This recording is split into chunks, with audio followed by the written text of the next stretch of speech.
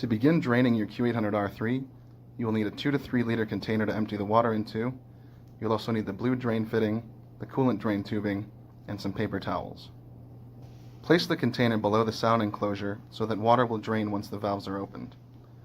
On the right side of the enclosure, there are 2 valved ports, which are connected to 2 pieces of clear tubing leading to and from the chiller.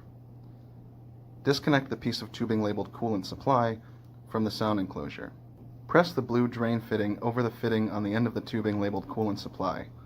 This drain fitting opens the internal valve in the white fitting and allows liquid to empty out freely.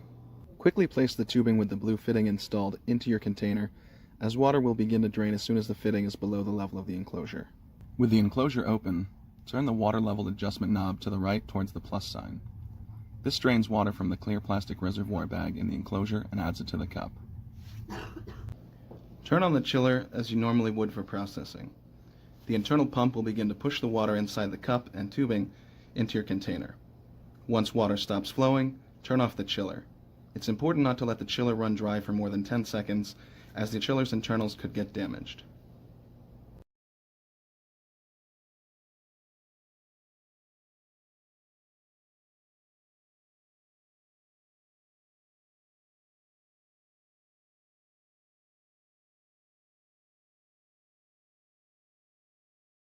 Some water will remain in the internal tubing inside the enclosure.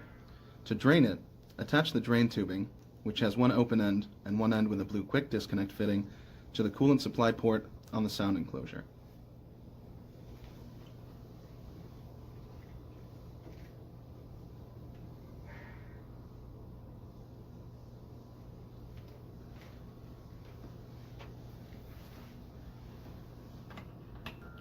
Once the water has stopped draining, remove the blue drain fitting and reattach the coolant supply tubing to the coolant supply port on the side of the enclosure.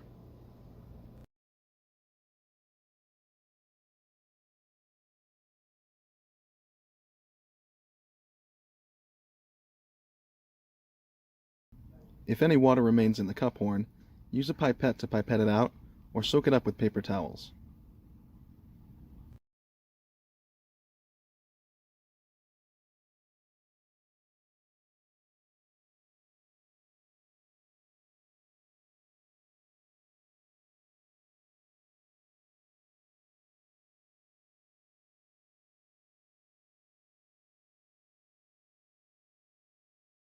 Leaving the sound enclosure open will allow the cup horn to air dry.